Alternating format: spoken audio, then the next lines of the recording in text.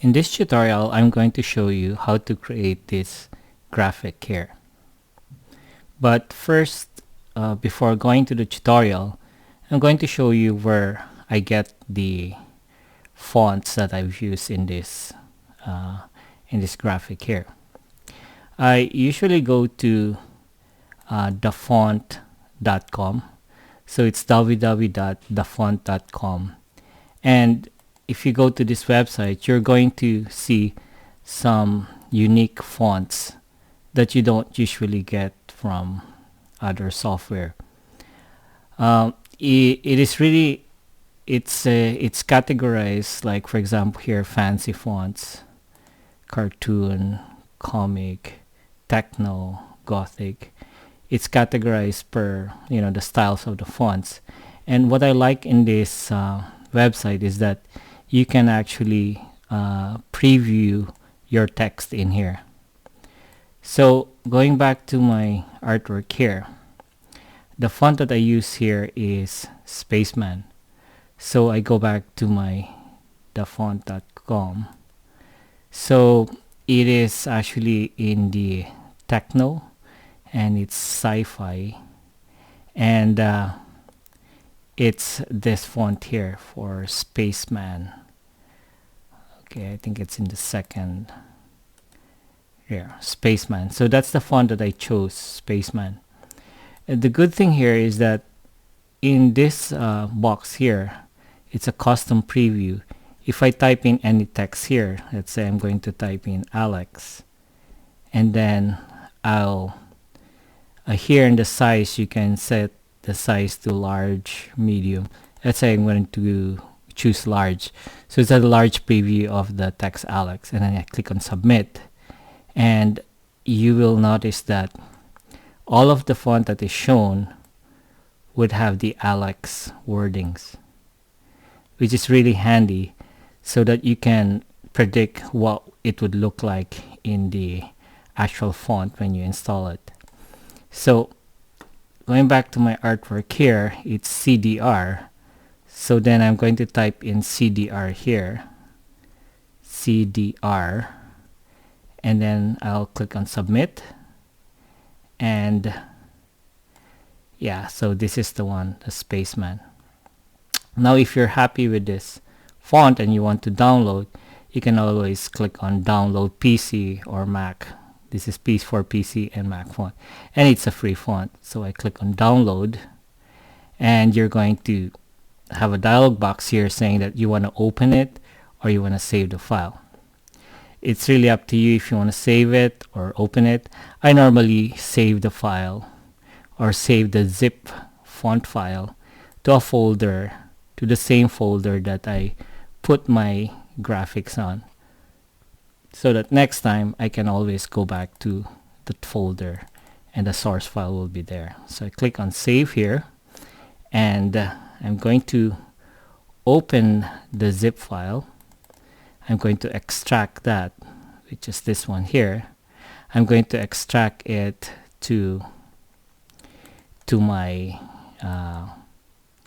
to the folder that I created here, and I'll just paste it here. So that's my font. And then I'm going back, I'll go to my control panel, and in my control panel, so that's control panel here, and I click on my fonts, I double click on my fonts, and then I click on file, install new font.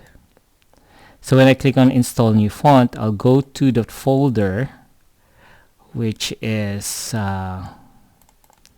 the folder, the font. I think this is the folder, and then that's Spaceman. Okay, so that's the font that I extracted in the zip file. So I'll just click OK, and now it's installed. Okay, now let's go back to the artwork here. So this project, we're going to recreate this graphic here. So first of all, I know this font would be the Spaceman, and I already installed it. So first I'm going to type CDR, and I'm going to enlarge it, and I'll go to my fonts here, and then I'll look for Spaceman. So I type in, while I'm here, if I type in S, it will go to the fonts that are first letter is S. Okay, so that's Spaceman. Okay, so it's this one now. But then you notice that the spacing of the text is a little bit compressed. So you go to your shape tool, and then this arrow here, you click and drag going near. Okay, so let's say I'm happy with that, so I'm fine. So I'll just put it somewhere there. Okay, now we can start making contours here. So if you analyze this font here, it has like contour going outside. See this? It's contour. So that's the first thing we're going to do, is we're going to create contour on this one going outside. So I click on my font or my text, and I go to my interactive contour tool, which is this one. And then here in the property bar, I want to choose going outside. Okay, and I want for contour steps only one. Okay, I'm going to change the fill here so that I would know the contour. And then this one would be the distance, so I'm going to increase or decrease the distance. I'm just going back here to our source file, and I think that's fine. Okay, so I've got a contour going outside. Okay, so I click on it, and then I'm going to break contour apart. Okay, so now I have two objects here, my contour and my font. I'm just going to hit the undo button here. Now let's go back to our source file, so F4 to view the whole thing, and then I'm going to make a gradient fill. So I click on the black, okay, and I go to my fountain fill. Okay, and then in here I'm going to click on custom. Okay, and notice here it's from dark to light and then dark. Okay, so I click on custom, so this one will be dark, which is good, and then this one will be dark too. Let's say we'll choose that one. And here in the middle, you can double click if you want to add a gradient. So I click there. See, you can see that. Okay. Let's say I want to add dark gray here, so I double click, and then I'm going to click on the dark gray there. Then I can adjust. Now you have a small preview here of what you're getting, but if you look at the text here, it has to be 90 degree. So I'm going to type in 90 here. So that's fine, and then I'll click OK. Okay, so that's my font. Now going back here to my target file, this one is black. See, the top portion of it is black. So I'll edit my gradient. I click on the gradient and go to my fountain fill, and this one should be pure black, so I change it to pure black. See, that's black now, and that's black, and then I click OK. So not quite, so I'm going to go back to my fountain fill, and I'm going to move this closer. Okay, and then I'll click OK. See, that's better now. Okay. So that's my first contour. Now, if you look at the source graphic here, I have this highlight on top, and I put transparency on it. So actually, that's another contour going inside. So I click on my text, and I go to my interactive contour. Now instead of going outside, I'm going inside, so click inside, and notice here that's the distance. I'm going to decrease the distance.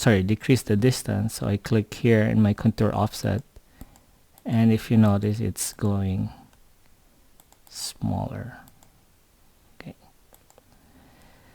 Okay, so I think I'm happy with that one. Now I go to my arrange, I break the contour apart. There. So this is my contour. I'm just coloring it a different shade of gray so that I could see the inside contour. So now I'm going to make that white because that's the highlight. Right. But now I'm not done yet, because if you go back here, okay, it's cut off. The highlight is cut off.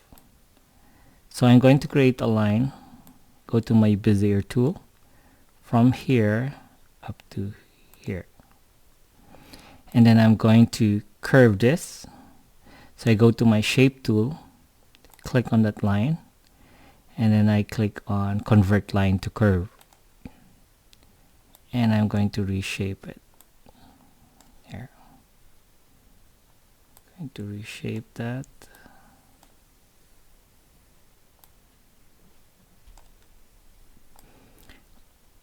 Okay, now I have this line, and I also have the contour going inside, which is the white text. Now before I continue, I'm just going to explain. If I create a rectangular or a box, right, and I'll say I'm going to make it gray, and I'm going to make a line from here to here. Okay. Now if my objective, if I'm just going to get this portion here, this area, I can always go to Smart Fill and click there for Smart Fill. So that's isolated already. But then for the other versions of CorelDraw, which does not have the Smart Fill tool, here's what you can do. Okay, so I click on my square rectangle, and then I hold down Shift and click on this line here. And in my property bar here, I click on Simplify. So I click on Simplify. Okay, so this is already simplified. I'm going to delete this line, and then notice this one, I can isolate this box, but see, it's still combined. So I click on it and go to Arrange and Break Curve Apart. So once I break curve apart, then I can separate this, and I can leave this object, which that's my target object. So let's go back to my CDR text here. So I've got the line, and I've got this text, the white one. So I click on my line, hold down Shift, and click on the white text, which the CDR text, which is my highlight.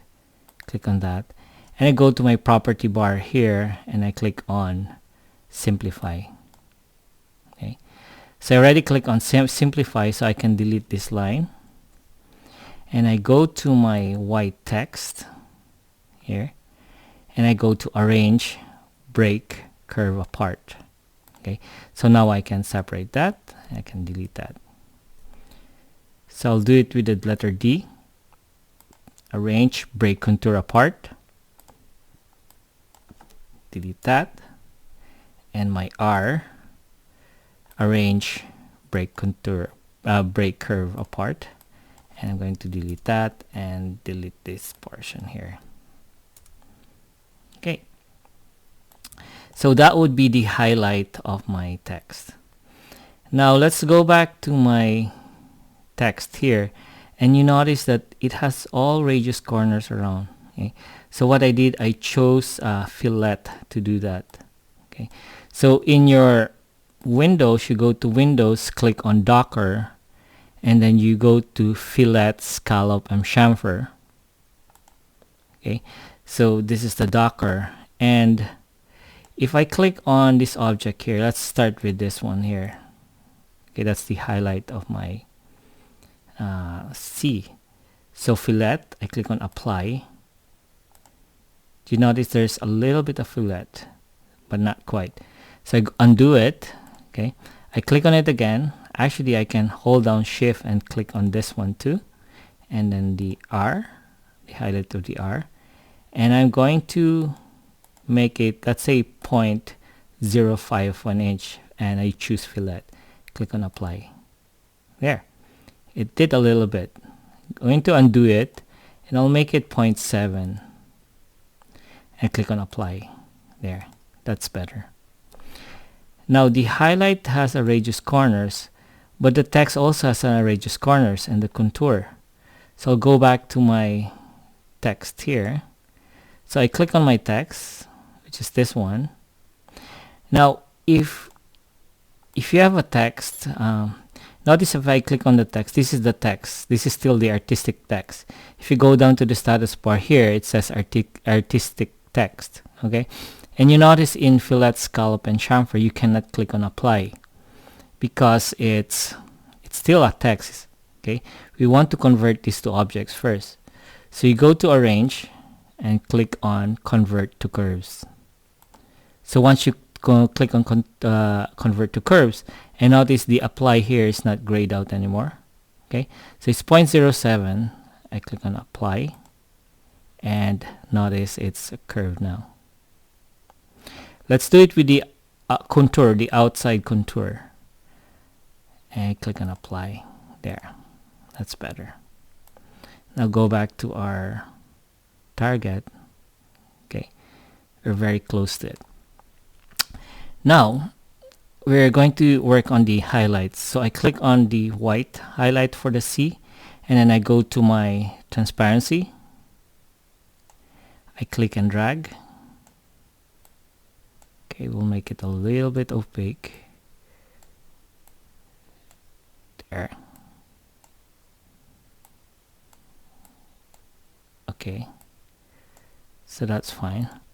Now I go to my D, go to my transparency tool, and I'm going to do that and click on this one too for the R, and I am going to do that. Here I'm just going to increase the transparency. There. That's okay, that's good. I'll go back here.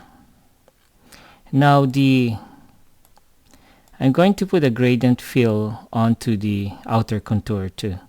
So I go to my fountain fill, I click on custom, I'll make this gray, I'll make this gray too, and if I want to add another one here, I just double click and I'll choose one here.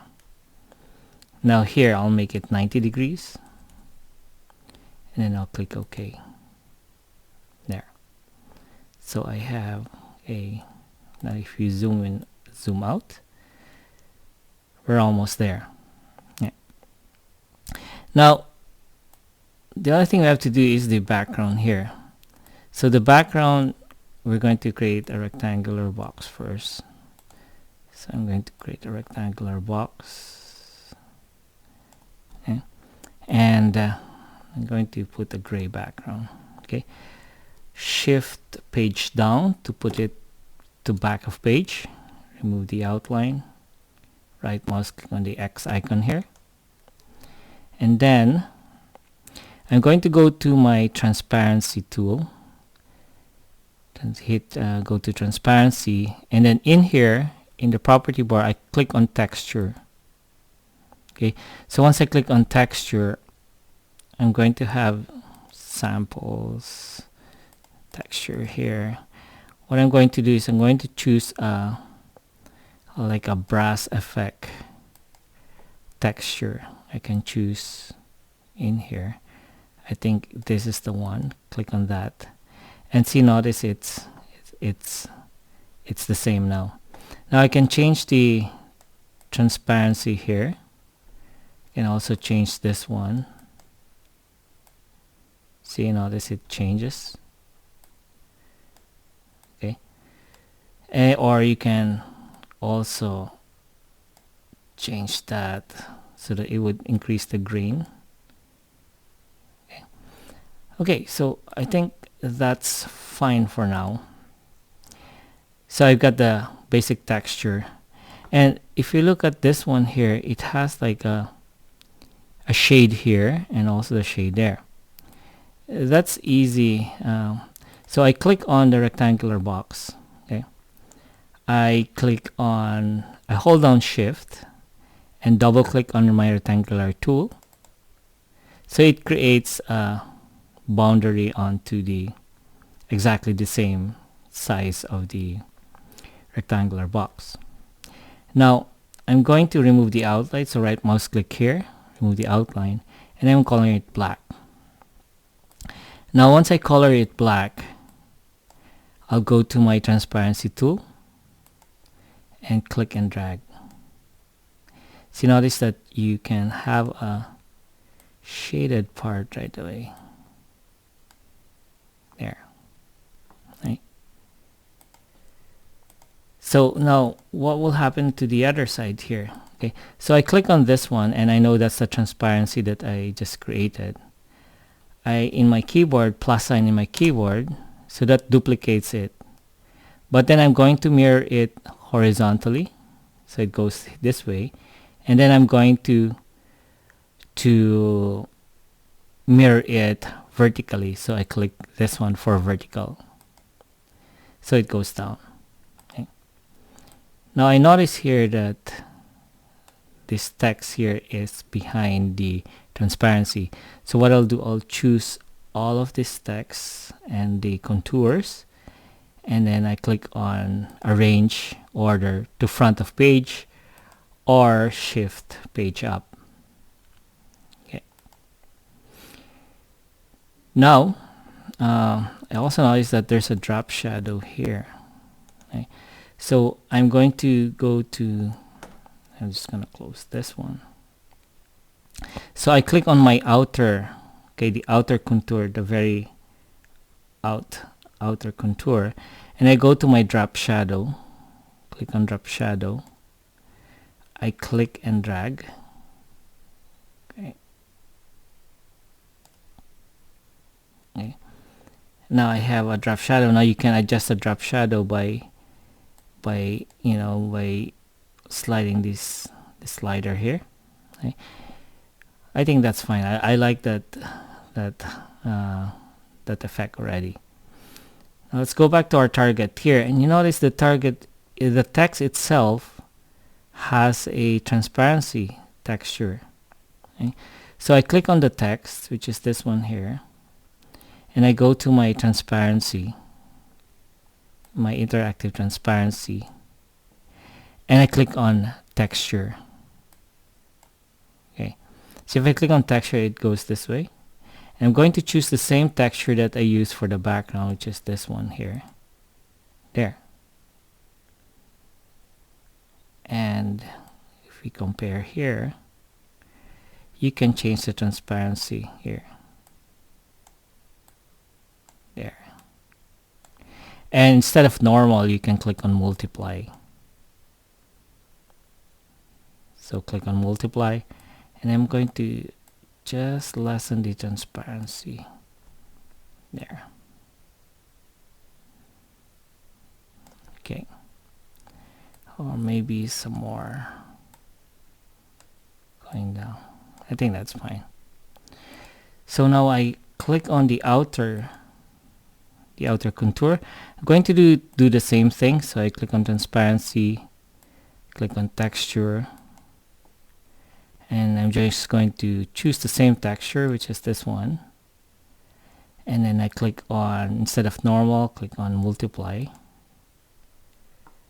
and I'm going to increase the transparency.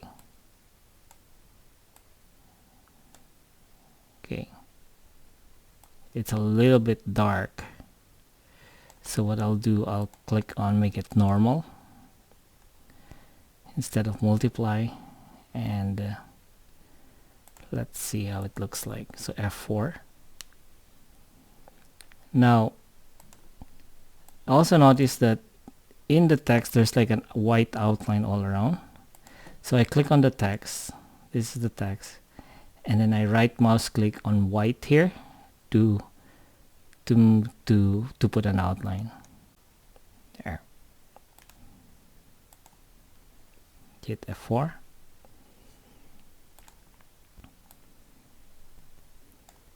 Now I have that effect. Of course, you can always fine-tune it. See the font and fill, I have to make it darker. This one. So double click, I'll put add black. There, click OK. There. Okay, so I click on